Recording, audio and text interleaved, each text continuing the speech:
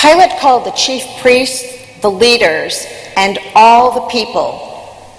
And he said to them, "You brought me this man as one who was perverting the people. But having examined him before you, I did not find him guilty of any of your charges against him. Neither did Herod. He sent him back to us. Indeed, this man has done nothing that deserves death.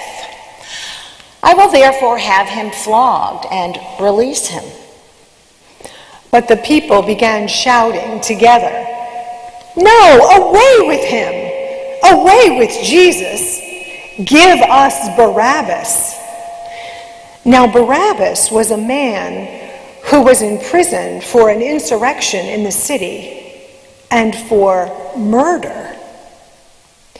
Pilate, wanting to release Jesus, tried to address the crowd again, but they shouted over and over again, "Crucify him! Crucify him! Crucify him!"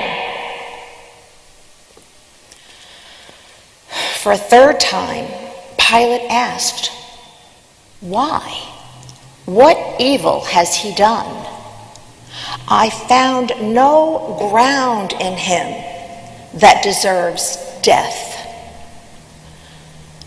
I will therefore have him flogged, and I will release him."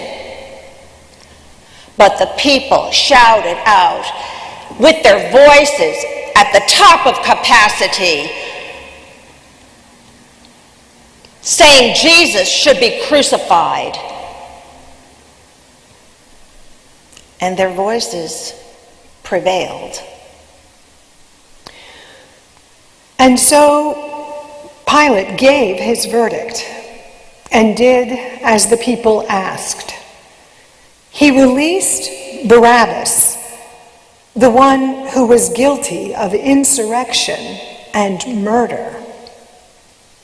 And Jesus he handed over to them, just as they had asked. My name is Simon of Cyrene. I was just coming in from the country when I ran into a group of guards who were leading a man away. He was struggling with a cross on his back, and as I watched, two of the guards came over and grabbed me and forced me to where the man was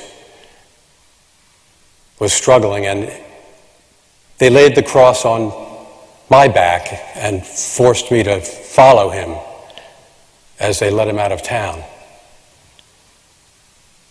There was a group of folks following him, and among them were women who were beating their breasts and wailing for him.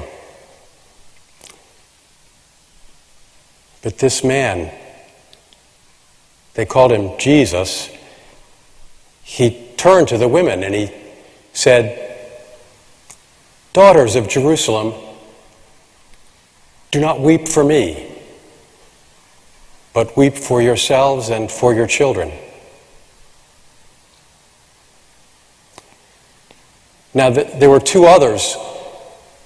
I'm told they were criminals. They were also being led away to be put to death with this Jesus. And when we arrived at the place called the Skull, the guards stripped Jesus and they crucified him there with those criminals, one on his right and one on his left. But Jesus said, and I heard him, he said, "Father, Mother, forgive them, for they do not know what they are doing." But the guards paid him no mind. They were casting lots to divide his clothing. And the group of followers stood at a distance watching, but the leaders scoffed at him, saying, Save yourself. If you're the King of the Jews, if you're the Messiah, the chosen one of God, you've saved others.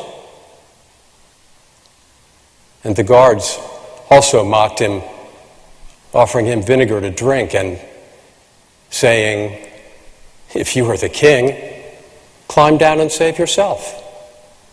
And one of them had nailed a sign above his head, and the inscription read, "This is the King of the Jews."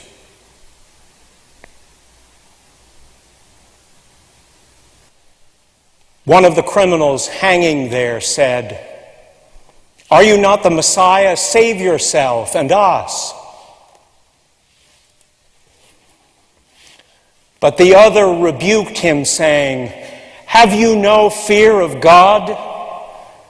This man has the same sentence as we do, but we are getting what we deserve.